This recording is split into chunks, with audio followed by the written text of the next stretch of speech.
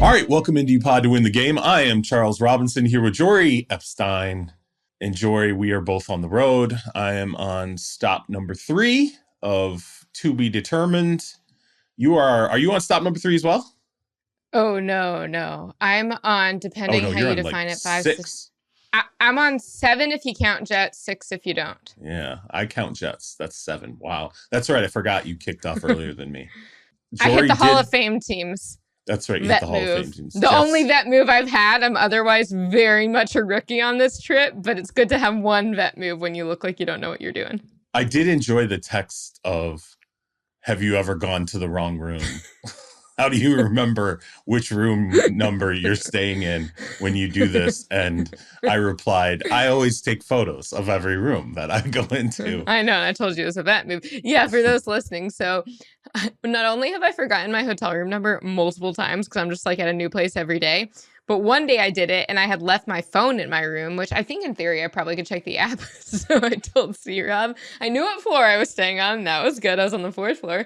I just started taking my key and swiping it at every room. The door swiped every door. Yeah. Yep, yeah. Yellow, red, red. And then we got a green. I made it back. The worst is when you're sure you're at the right door and you're like, swipe. No. I'm not sure about anything in life anymore after this trip. So that was not the issue. Yeah, I've had a few where I'm like kind of turning the handle, not working. I'm swiping, not working. And then I realize, no, I'm like 6 numbers, like at least 6 doors down. And I got to keep going.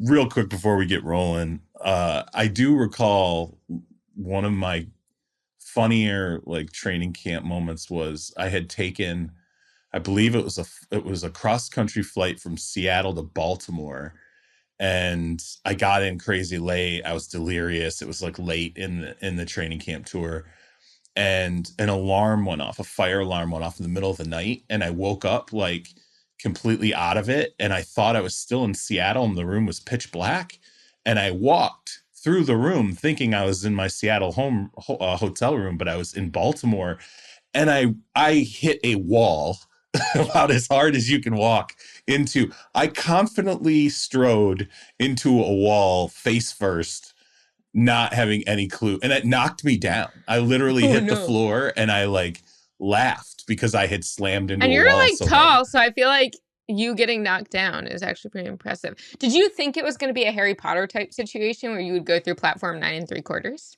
I didn't think 9 3/4 existed. That was the problem. I was like, oh, I'm in Seattle right now. No, you took a flight and you got here late and you forgot that you were in a different city in a different hotel room. And now there's a fire alarm going off and you just crushed your face against a wall. Yeah, it was happy training camp for me and my crushed face. On that note, speaking of training camp. Yeah, exactly. Right now I'm coming to you from Henderson, Nevada. I spent some time with the Raiders yesterday. And where are you right now? Remind me. I am in Oxnard, California. You're back with the boys, back with the Cowboys. The Cowboys. I actually know what's going on for the first time in 2 weeks. It is a relief. All right. Well, before we get into the training camp stops, there's some news, obviously, to talk about. Jonathan Taylor, running back of the Indianapolis Colts, obviously in camp right now. Moment of discontent, clearly, between Jonathan Taylor and the Colts organization. But Jim Irsay, I'll tell you what, Dan Snyder left the league and Jim Irsay quickly ascended to the throne of arguably worst owner in the NFL right now, or at the very least, the craziest from the standpoint of what he continues to put out there on social media.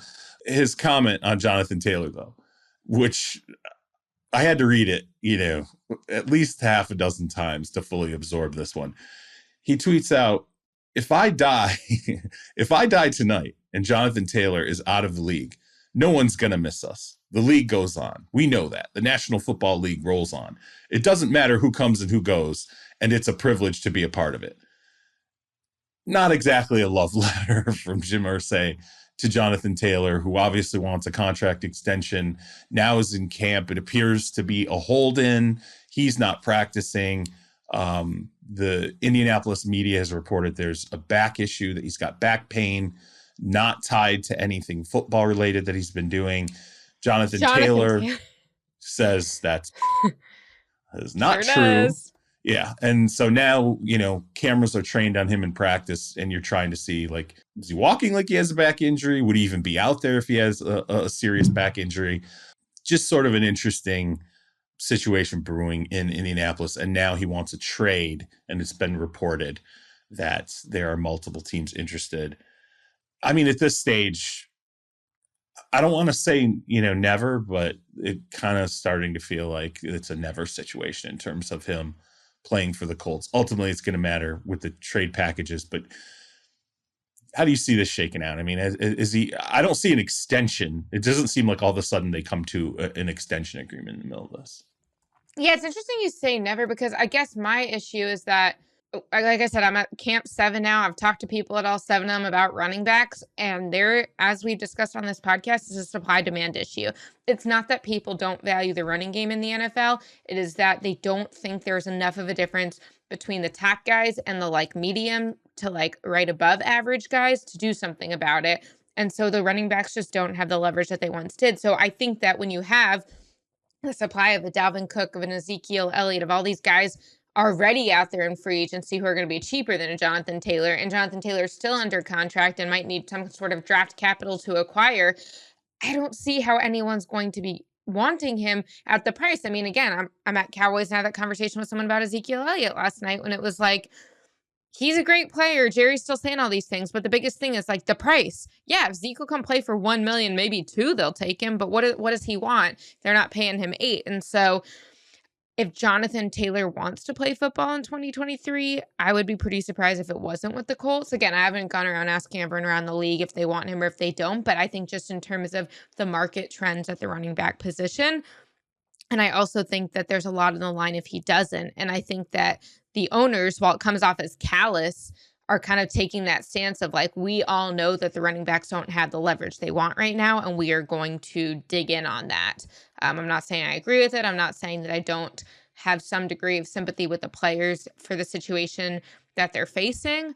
I also think that Jim Irsay has shown us in all sorts of ways that he's going to keep saying things. So I guess the question is, at what point, if you're Jonathan Taylor, do you want to do something about it? And the last thing I'll say is there are teams like Zach Martin with the Cowboys. And I know C-Rob, you wrote a great piece on this where it's I don't know if they're going to win the Super Bowl. They haven't gone really on the door in close to 30 years, but they feel like they have a team here, a Joe Burrow contract situation where they are getting close.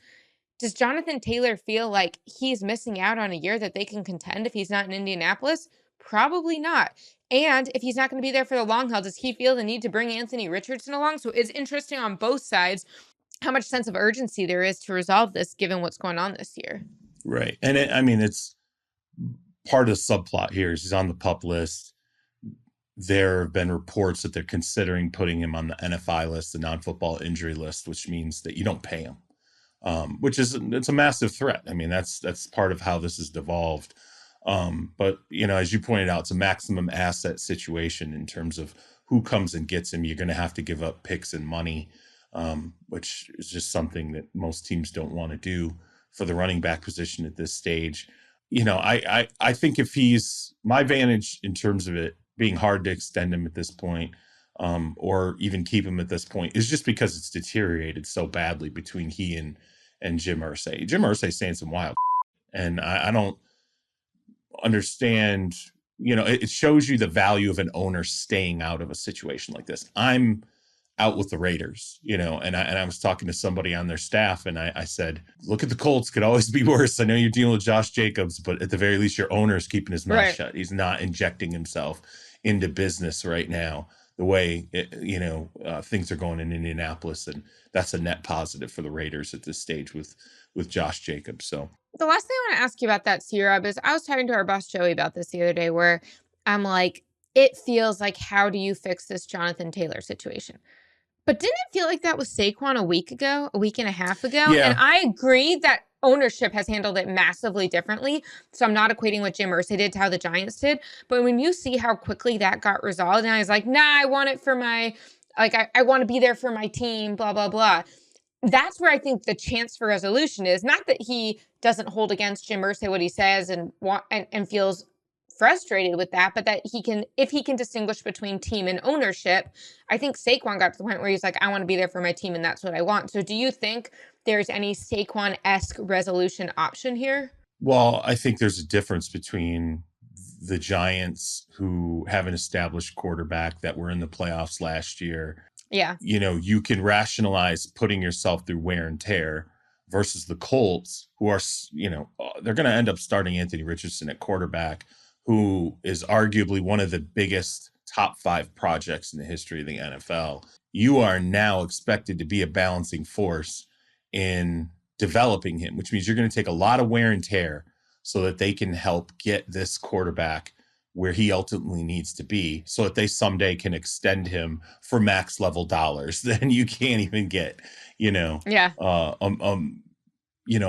a top level running back extension at this stage. So I think it's just sort of looking at what the mechanism is in place in terms of how you fit and what the window looks like. The Colts aren't in a playoff window right now. Let's not kid ourselves, unless Anthony Richardson comes out and does Cam Newton, some kind of a Cam Newton rookie season.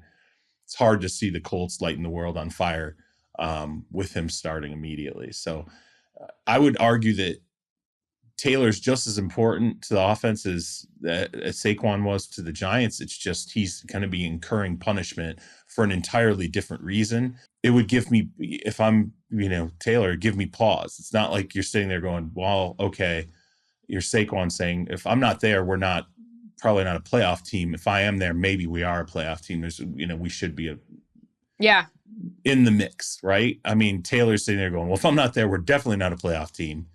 If I'm in there, we're probably still not a playoff team. And what am I there for? I'm there basically because we're trying to groom a rookie quarterback.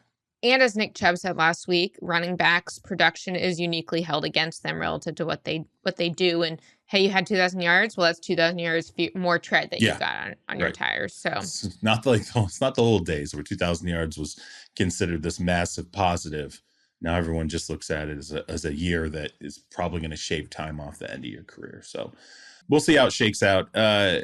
Moving on, Joe Burrow. Obviously, you went through Colts camp. You also went through Bengals camp. You wrote a great piece on this about Joe Burrow and the calf injury, how this could potentially impact his contract talks.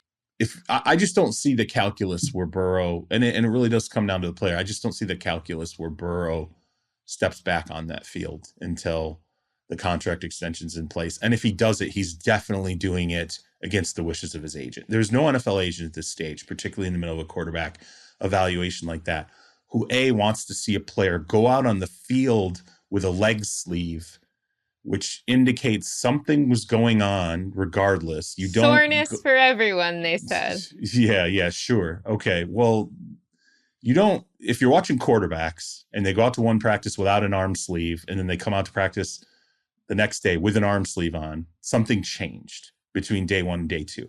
Not only was it a leg sleeve, it's a leg sleeve on a leg that he then pulls his calf in a non-contact injury. So there's going to be some table banging, from Joe Burrow's agent in this situation about him absolutely not exposing himself again and making sure he gets this deal done. You had a chance to talk to some agents, spent some time obviously working on not only the injury itself, but then really where does this impact those contract talks? I mean, does this deal get done ultimately before he gets back on the field? I think that's what everybody wants to know. The window, we're hearing weeks, there's not a fine point on exactly how many weeks we're talking here. But to me, weeks is plenty of time to get that contract extension done that they've already been working on.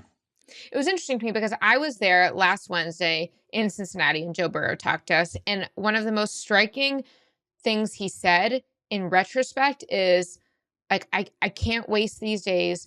I've wasted enough. And he goes, quote, maybe business comes first at some point, but I need these days to be my best. And he's like shaking his head like, I'm not holding out.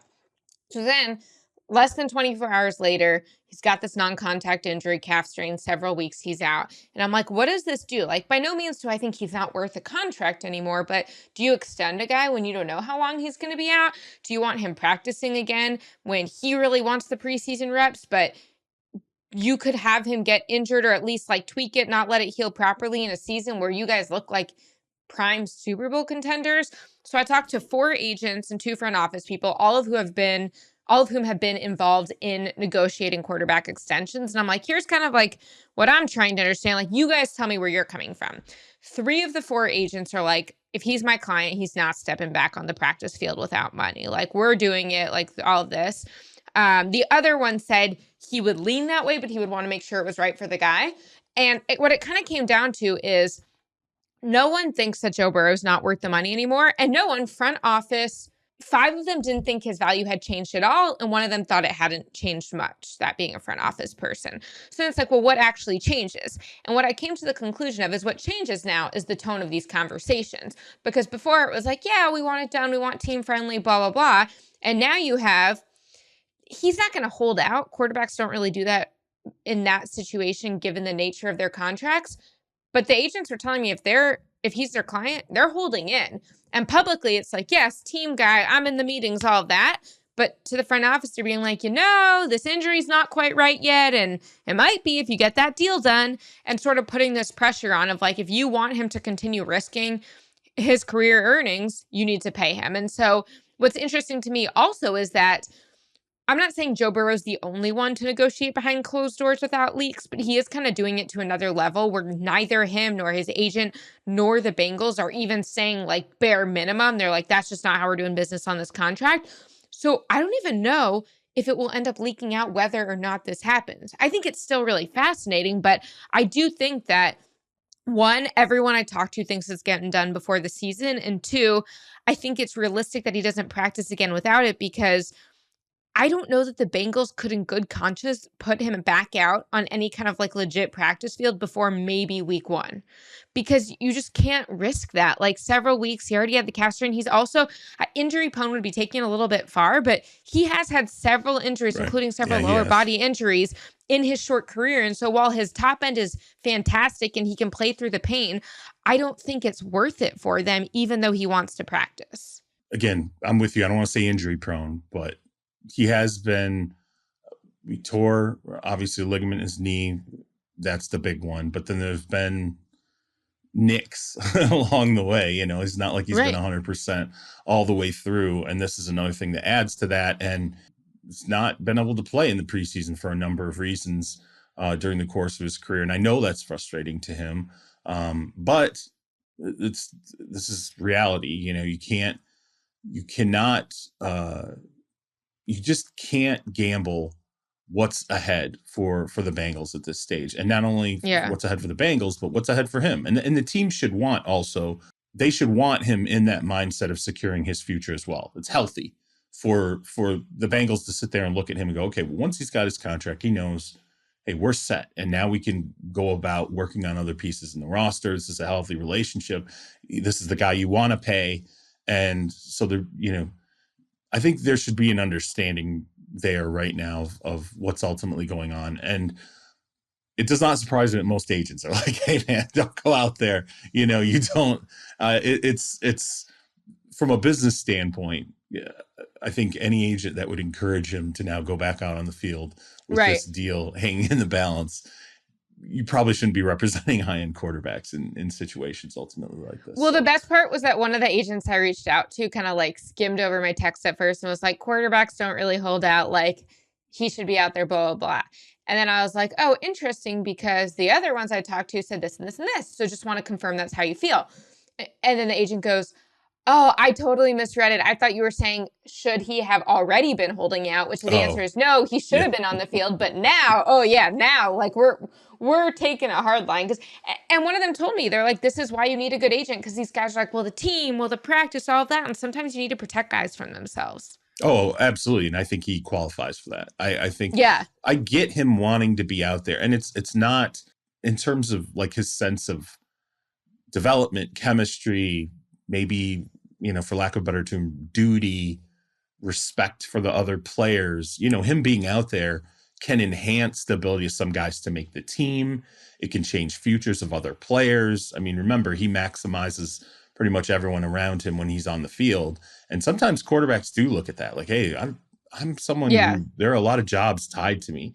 Me not being out there can be the difference between maybe a number 4 wide receiver making the team or not. I admire that, but there's a time and a place, and this is the time and the place for him to worry about business first, health first, and remember that there's a bigger picture here in 2023, and that frankly they may have dodged a bullet here with this calf issue not being worse than it was. Speaking of, you only need to look at the Broncos to understand this idea of dodging a bullet. Tim Patrick, wide receiver, suffers a torn Achilles. It's the second straight season-ending injury to happen in camp. It was crazy because it's almost like 1 year to the day that he suffers it. Just terrible non-contact injury. The second you saw it, your heart just sinks. You see him pull his helmet out. You're like, yeah, that sound. I even thought the video, you could kind of hear a pop. It sounded like it might have been his Achilles. It was kind of nasty. The Broncos, KJ Hamler, another guy, with deep speed who definitely can add something to that offense, is now dealing with a treatable heart condition. It looks like he's going to be out at least a month, but it does not appear to be season ending at this point for him. But it does scramble the quarterback position for the Broncos. Obviously, you have Cortland Sutton, you have Jerry Jeudy, but now they're sitting there going, okay, well, the depth chart's gotten a little shaky pretty quickly. We do have Marvin Mims, who obviously we drafted in the second round. I would expect that will aid him taking on a bigger role faster in that offense. It was great. It was a Sean Payton pick, by the way. I mean, I talked to some people in the organization when Mims was drafted versus other guys on the board, and I was kind of like, hey, walk me through the mindset of why you took Mims over this plethora of other receivers. And it became pretty clear to me, this was definitely a guy that Sean really liked, really wanted.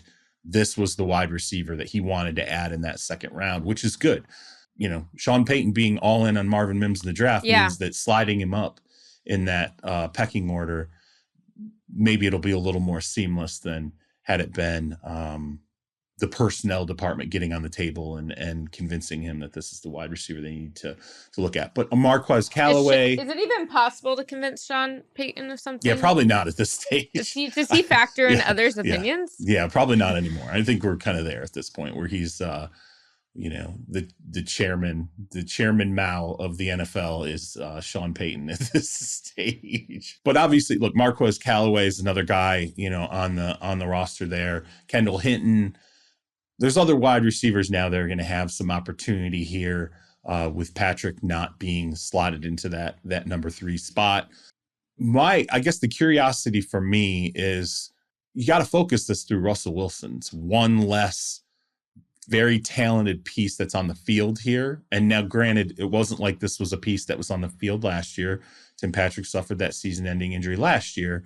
So it's not like Russell Wilson's going to be missing something that he had a year ago. But I guess for me, I just process it through like this. You want as many of your assets around Russell Wilson as healthy as possible, given what happened over the course of the last year.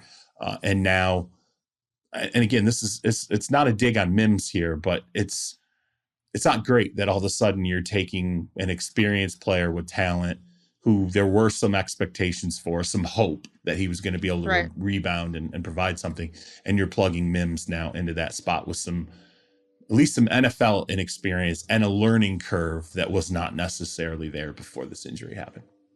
Yeah, no, this is a rough break. And I mean, I think when you pay a guy like you're paying Russell Wilson, you're paying him to elevate the talent around him. But at some point, that's still really difficult. And as Sean Payton said last week, and I know he was saying it with a different set of injury considerations, like playoffs should be the expectation for this team. Like that's what they want Sean for. That's what they want Russ for. So I don't know, at some point, like, do you think they'll make a move? If so, I would be curious, one, who would be a good fit, and two, it's like there might be some teams who are deep at receiver who need something else from them, but how much more can you pay guys? They paid between the guard and the quarterback. I mean, they've really paid guys kind of a lot. Receivers are available in this league, but it's definitely more toward the trade deadline. Like you don't see teams trying to shed valuable receivers in camp when you still have the whole runway in front of you in terms of the season. Now, after 6 weeks of the regular season, you're sitting there 1-5, 2-4, and you're going, okay, we're coming up with the trade deadline. Who do we have that is an advanced stage of their career? And what do we owe them on the cap? Is there a year left on their deal and they're 30, they're 31. then at that point you start to shop around a receiver, or if it's just somebody that you're not going to re-sign. Receivers tend to have value at the trade deadline. Now, I don't know. They're gonna have to wait and see, I guess, what develops with other NFL teams. Maybe there's a veteran who comes loose who's just not fitting in somewhere. It's hard to say before we've even seen teams hit the field. We're going to finally see the Hall of Fame. Right. We're going to start to see some of these games get played. And there may be a situation too where, remember, we talked about Josh Jacobs earlier. Josh Jacobs had a ton of run in the preseason last year, and the way that was processed through other teams, it was they want to deal him. Like, if we wanted Josh Jacobs, we just need to make a call to the Raiders.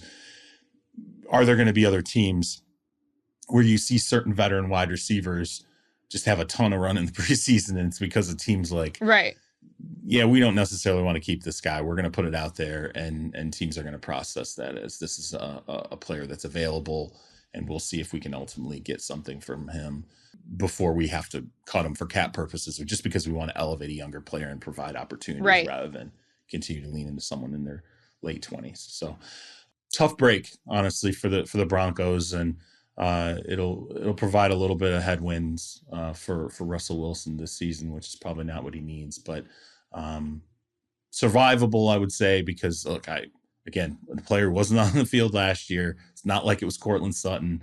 It's not like it was Jerry Jeudy. And you did go and if you could have had a year where you drafted wide receiver in the second round, you picked the right year. So we'll throw it to ad break. We'll come back on the other side. We're going to talk about the camps that Jori and I have been in, and we'll answer just kind of some pressing questions that we've seen bubble up in those camps.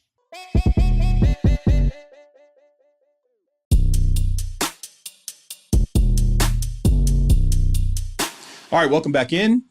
Jori, I want to get to these camps that you and I have been going through.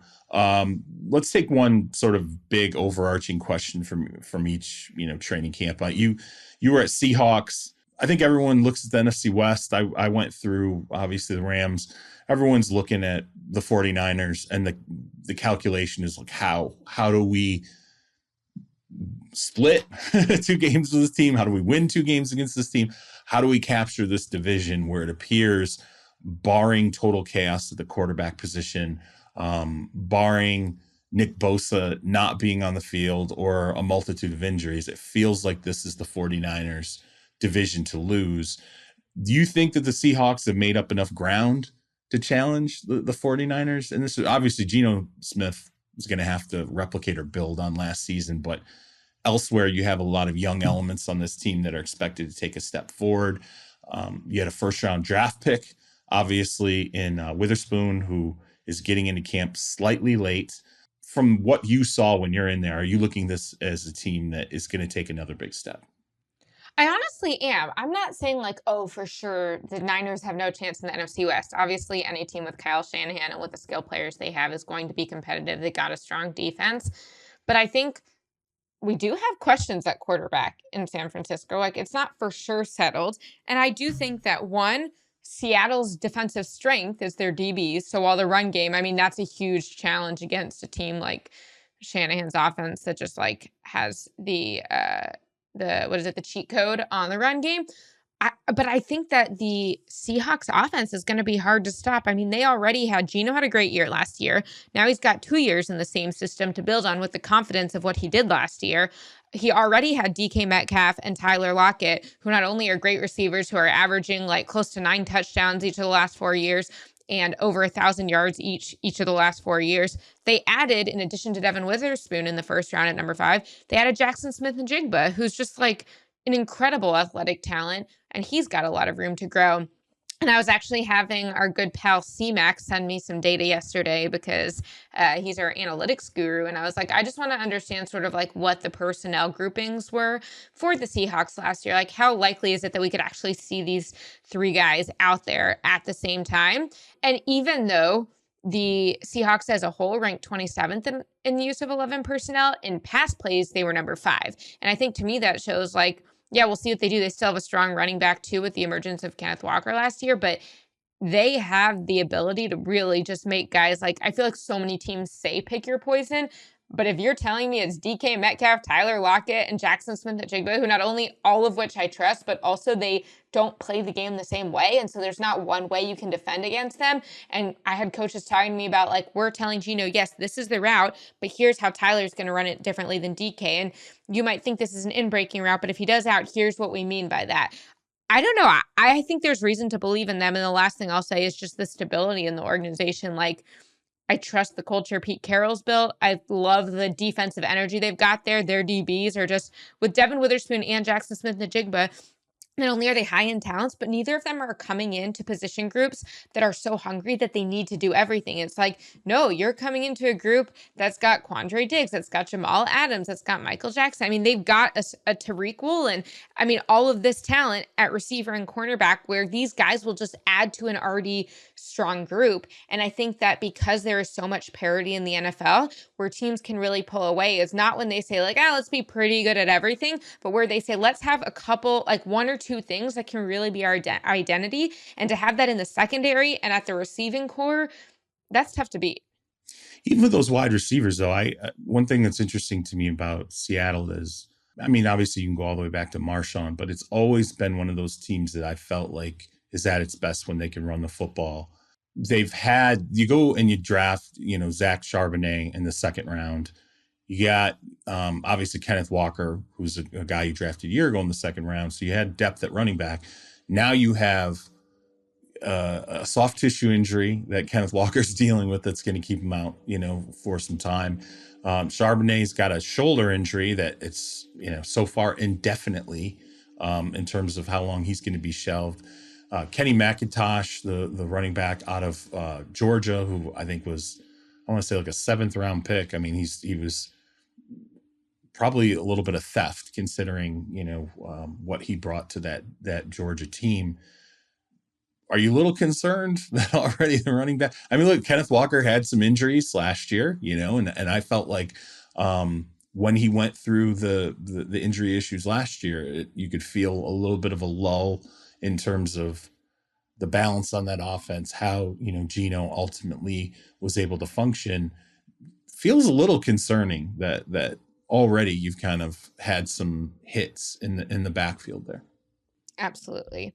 Speaking of concerns and where we have them, you already visited the Rams. I'm headed there over the weekend.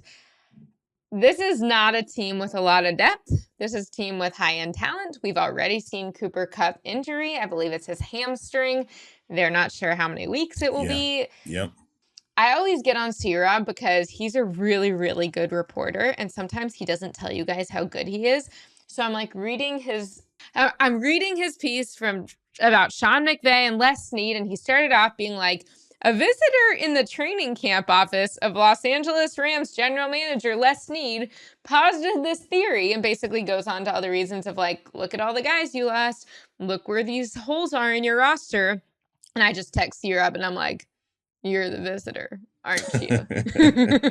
And my point is that, like, I gotta give you credit, C-Rob, because you're not showing up being like flowers and unicorns and roses. You guys won the Super Bowl and we should all pretend like you're gonna win it again. Like, you're asking the tough questions, and you talk to Les Snead, you talk to Sean McVay with the Rams, and they made the point to you that, like, look, Sean McVay, Aaron Donald, Matthew Stafford, Cooper Kupp, if he can stay healthy, they have high-end talent that can kind of bring these young guys along.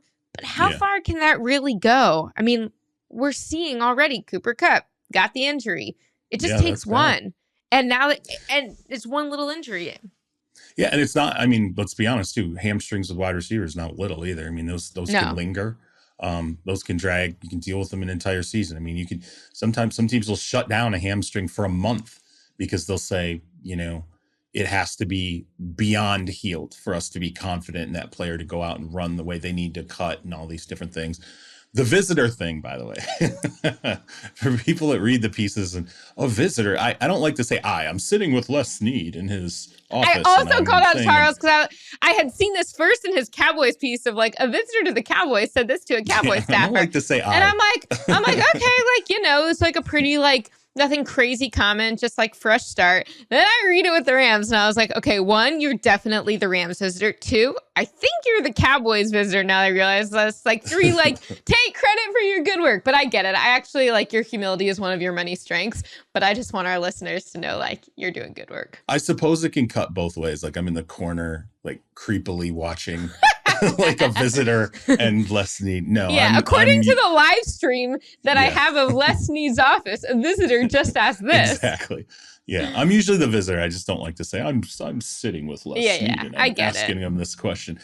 You go in there and you see the void. You know, you see that they haven't had a first round pick since 2016. That does show up on the roster because you go, there's just not this foundation of, you know, first round pick. And I know, look, first round picks don't always work out, but you know, there are times that they do, and those become foundational players that when you walk into a camp, you go, okay, well, here's this former first round pick who's now in year 3 entering the prime. You know, you can see the breakout coming. Instead, you walk into the Rams camp and you go, you take away Stafford, you take away Kupp, Donald, you take away some of the older players, and you realize this is the youngest roster in the NFL. Like, it's insane how much youth is on this roster, and a lot of it is defensive. And so it becomes there's just this void. You have a ton of experience in a small handful of guys, and then you have a massive amount of inexperience in what is overwhelmingly the composition of the rest of the team. And so the point I made to Les was like, okay, here's this window. And I kind of said that, you know, the window is this trinity of it's Sean McVay, it's Aaron Donald, it's Matt Stafford. Les kind of challenged that and was like, you know, I'm paraphrasing here, but he's like, you know, you're not going deep enough. There's other guys. Like, what about Cooper Kupp, Rob Havenstein? Like, there's other players here beyond who you're just mentioning. But my point was, there's always been a feel that as long as Matt's there, because of the level of player he is and what he can do with the players around him when he's healthy, and Aaron Donald, the level of player he is and what he means to that defense, and then Sean McVay as a coach, these are any one of those 3 goes out the door. And I think the other 2 are kind of like, okay, like, so what does this do for our window?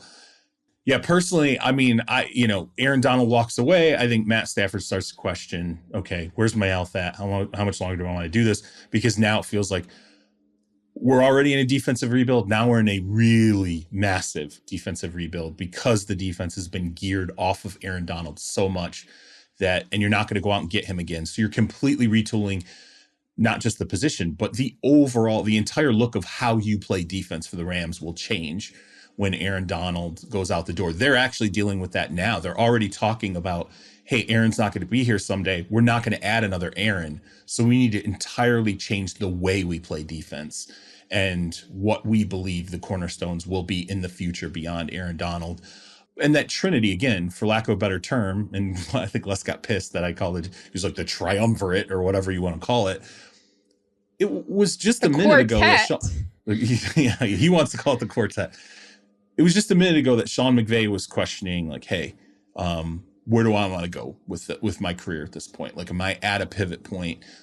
He's got a baby on the way in October. You could sit there and question, like, are we sure Sean McVay 100% is going to be here for an overall total rebuild that is eventually coming? Stafford is the age that he is, dealt with the elbow injury last year. Donald went through that thought process of how much longer do I want to go? How much longer do I want to be away from my kids? I believe. Right. How much longer do I want to be? How much more can I accomplish? Yeah.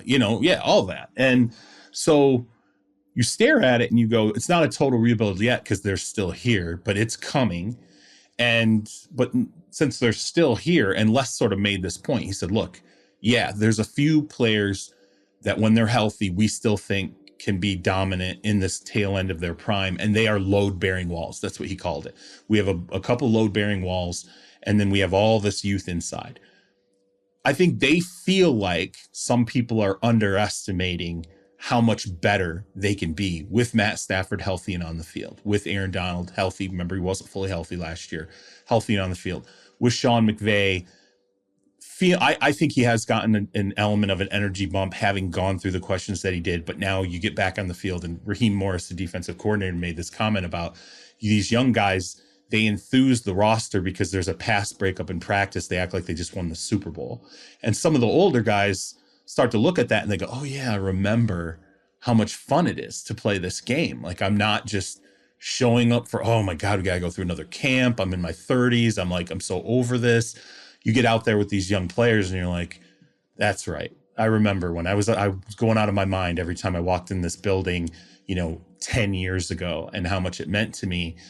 So I think they just feel like there's the odds makers have this win total, 6.5 games, like over under. And I think that fired them up. I think it fired McVay up. And he thinks that maybe people are shorting this team and what all the sort of old heads being back on the roster and healthy again this year means. But as you said, Cooper Kupp, you can't have, that's a vital piece. The wide receiver position, you're sitting there going, okay, you have Cooper Kupp.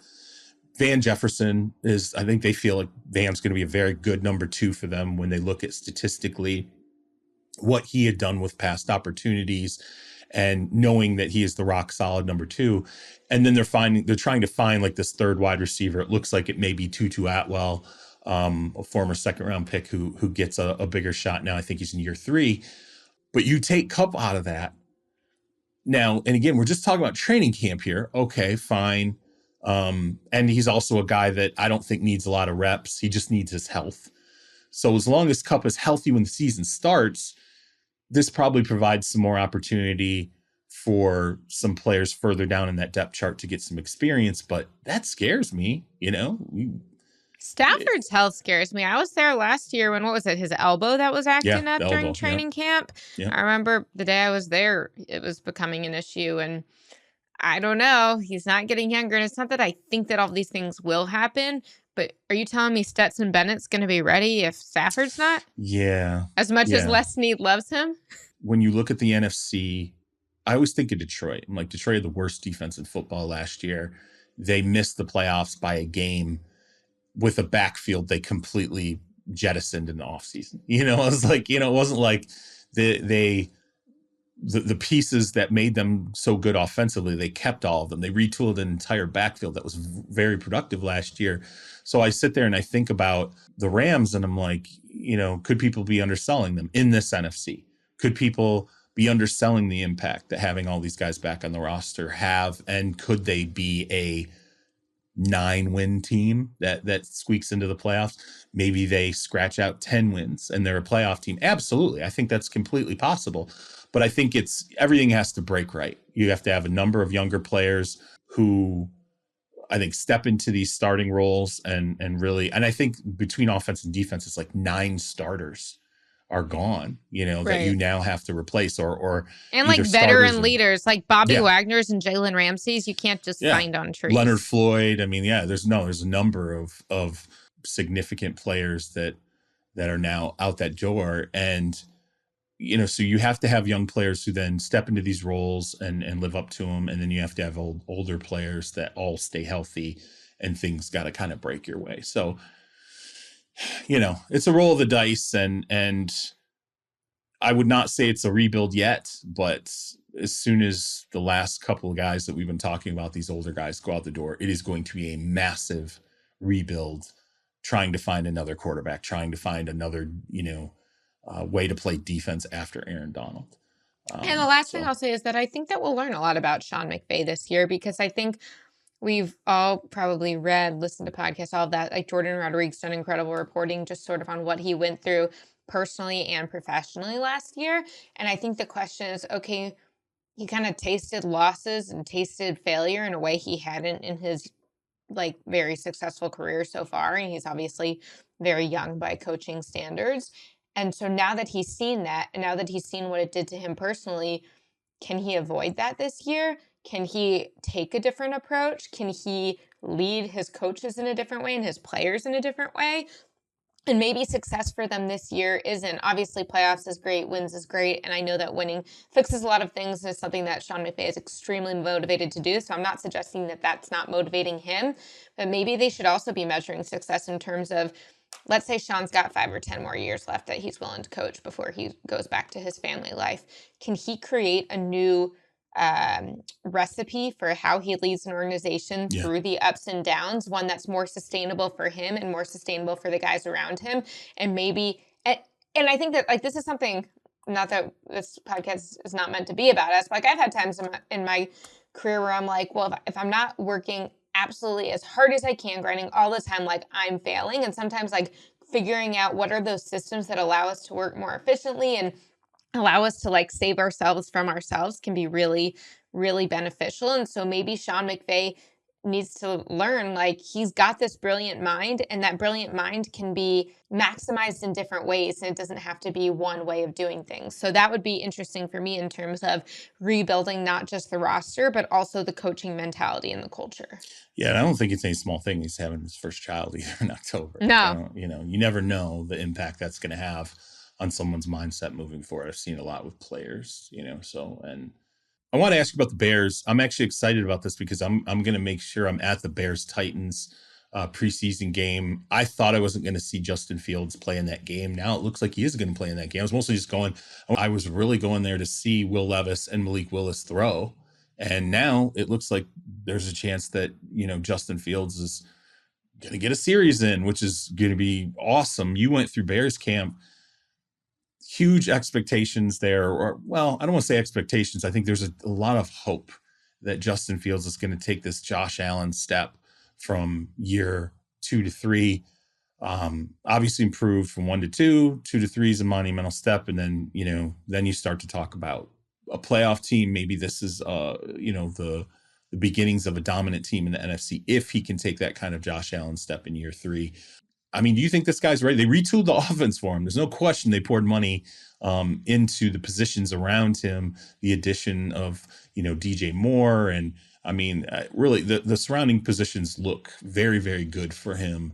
But a lot of this is going to be predicated for me on, can he throw? I just want to see, can he throw? I know he can run. Can he throw and be accurate and consistent? Yeah, I had that same question when I went out to camp. And that's why I asked people, I was like, when you look at what Jalen Hurts has done, what can you learn from this? Because Jalen Hurts is a guy who clearly was always athletic, clearly always had something, but he seemed to really take a leap as a passer last year. And what I'm going to share, it was actually said on the record, but I don't know that this person meant to, because it's kind of interesting. Someone told me when I asked them this Jalen Hurts question, they said, I don't want to diminish what he's accomplished because what he's done is amazing. But when you talk about them, you're talking about, and then they go on to mention some other really strong teams. They say, you're talking about a team that's going to throw the ball around the yard because you can, and that's what it is. I'm not saying that we won't eventually be able to do that if that's what we even want to do, but we do a really good job here if we play as a full team. And then they kind of went on and on.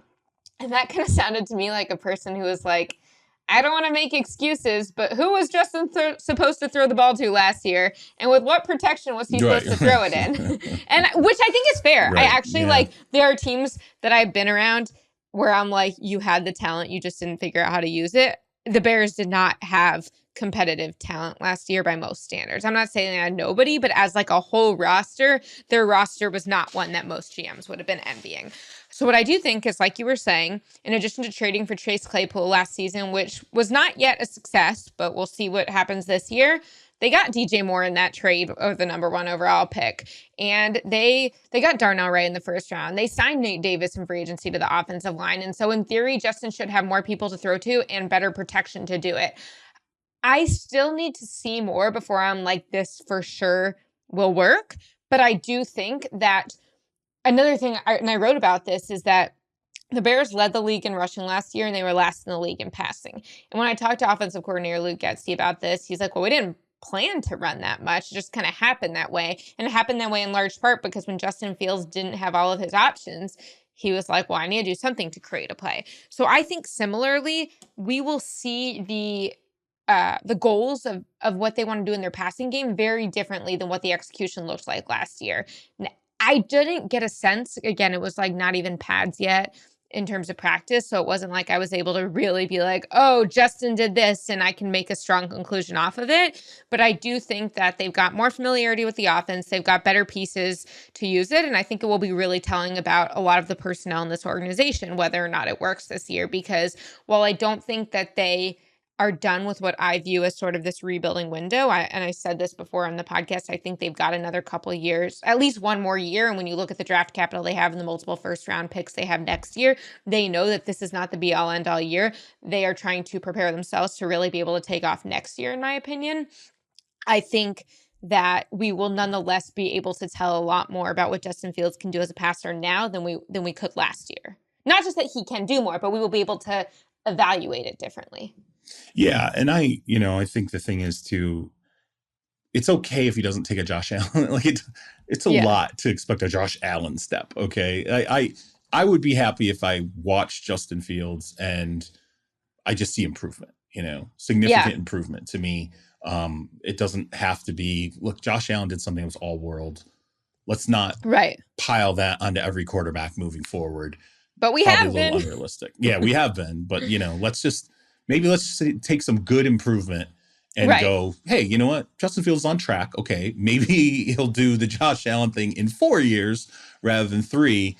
It's just important to be able to see him build from one season to the next. And that's why I think that Jalen Hurts is, to me, a better comp than Josh Allen, just in terms of how they play and what their strengths are. But the biggest difference between Jalen Hurts and Justin Fields is that Jalen played a gazillion years in college. He played for a different offensive coordinator every single year for like 7 straight years. He had the Alabama system and the Oklahoma system. And Justin Fields did not play a lot in college. And so the mental bank that they're coming in with and just like what they've seen on the field and what they've had to diagnose in real time is very, very different. All right, C-Rob, you are in Nevada. You visited the Raiders. You had some of your meetings with sources there. They're in kind of an interesting position because they trade for Davante Adams. It seems like a move that you make if you're going to pay a guy like that because you're in a window. Not only did they trade for him because it seemed like they were in a window, but they also did it with his college quarterback, Derek Carr. You got no Derek Carr. You got a lot of questions in that organization. Is it right to keep Davante Adams? I mean, he's one of the best receivers in the game. And are you tanking or are you trying to have one of the best receivers in the game? Help me understand this. Yeah, well, they're not tanking, but yeah, I mean, look, everyone's sort of staring at Adams right now on that roster and going, look, this is a guy who's 30. There's massive cap implications, with him. You're paying him a ton of money. Does not seem to fit with where the team is right now. And, coming through here, what I thought was interesting is I got a better handle on what happened. When Josh McDaniels and Dave Ziegler came in here, they looked at the roster and they said, look, we want to measure some important players, but it feels like there's still a viable playoff window here. Let's see. So they went for it. They went for it when they came in. You go and you get a Chandler Jones. You trade for Davante Adams because you go, if there is a real Super Bowl window here and these are pieces that will fit in this culture, let's go for it now and not just squander it. Let's at least see if it's, and they went through it. And ultimately what happened when they came out on the other side of it, they were like, yeah, there's a lot of things that don't fit in this, in the roster, in the build, in important positions going forward. I think the implication here is that, Derek Carr was a player that was not ultimately going to fit what they wanted to do moving forward. And that's what started this pivot. I guess you would call it a micro rebuild because they haven't stripped it down completely. They went out and got Jimmy Garoppolo. They feel like they really do want Josh Jacobs here long term. They just don't want to do the number that Josh wants to do. But it does leave Adams in this situation. And it was something that I brought up, when I was meeting with people, is just sort of teams are going to call the trade deadline on this guy. Like it's now it's a massive cap hit. I think the implication is like $31 million cap hit. Really hard to swallow that. But if there are real assets offered at some point and the Raiders aren't going anywhere this season, let's say you get to the trade deadline and that happens, maybe they take that hit, and it all depends on really what the assets are. I just don't know with Adams being 30, are you going to get the similar packages to like an AJ Brown, Tyreek Hill? Like, is there going to be a first round pick involved there? Right. It's hard for me to believe that, but with the right team, the right quarterback, Aaron Rodgers and the Jets, maybe someone goes, okay, we'll flip you a future first round pick, in 2025, for this player. It's a tough spot really for the Raiders to be in. But I think my biggest takeaway coming out of Raiders was it's an organization that they took their shot. They knew it might not work out. It didn't. And they decided we're not going to drag along pieces that we don't think fit just because maybe they're good players or they're known players or even popular players. They were like, we want to be light on our feet. We want to pivot, and we're going to have to make some hard decisions here. That's how Darren Waller ends up in New York. I was about to ask that. Like, what did they say about Darren Waller? Because that's what's going through my mind as you're saying. Yeah. I think they know that Darren Waller has value, but just not ultimately system-wise what they wanted to do moving forward. It wasn't working, and I think culture-wise, it wasn't working. Same with Derek Carr. Culture-wise, it wasn't working. And system-wise, they felt like we measured. Like we gave the window a shot. We gave the Super Bowl window a shot here, and it didn't work. And now we're not going to double down on the mistake over and over again. We're going to do this thing that we know is going to be unpopular, and the quarterback's going to go out the door, and there's going to be issues with the running back extension, and the tight end's going to go, and everyone's going to go, what are we doing? Are we just tearing it down and rebuilding? And oh my God, why is Jimmy Garoppolo the guy that we're ultimately putting this on? And how come we didn't take a quarterback at 7? I'll tell you this. The reason why they didn't take the quarterback was because the quarterback they liked was Bryce Young, and that was it. Right. And they couldn't get Bryce Young. So if I were Raiders fans, I know you don't want to hear the word patience. Have some patience.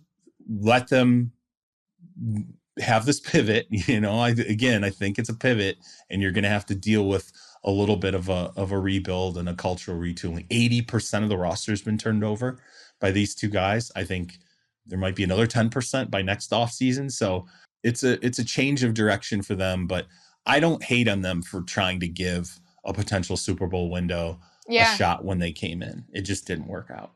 Right. No, I'm glad you said that. And I think, again, that's why I'm grateful we're having these opportunities to travel like this, because I feel like the way you just explained that to me, wasn't what I think about when I think about what the Raiders have done the last couple of years. And it makes sense. And I think that the two things you do is you don't want people to not try and go for it. If you never try and go for being great, you're probably never going to be great. But then, like you said, if it doesn't work, you got to pivot. So it's the way you describe that feels like a defensible strategy, even if it so far has not worked. You can't blame them, right? They could have came in and tore it up right away and just said, hey, none of these guys are going to work. We're totally starting over.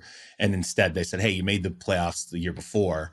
Let's see how real this is. And oh, by the way, let's not just start cutting guys without spending a year with them and seeing, or at least spending a season with them and seeing, do they fit or not? Let's give it a chance. They did, and it didn't fit. And I don't why would you hire a coach and a GM and then say, hey, you got to keep everybody that's here? That's stupid. You shouldn't do that. And give the Raiders the benefit of the doubt for a little bit here. It's going to be painful. It's probably more of a 3-year kind of turnaround for this team than the 1 year that maybe people were hoping for. I know people don't like to hear that, but hey, even in the NFL, sometimes it takes time to turn a battleship. So, all right. Well, we'll be back next Wednesday. We'll be through more camps. My tour is going to pick up a little bit. I'll be through probably another 4 teams by the time we get back. So tune in for that. You can get me on Twitter at Charles Robinson. You can get Jori at Jori Epstein. You can get Stone Rochelle, our ace producer, at SJ Rochelle. And as always, help us keep Therese Paylor's legacy alive. Visit breakingtea.com/Therese for the newly designed All Juice Tea or hoodie. Remember, that's capital T in Breaking Tea.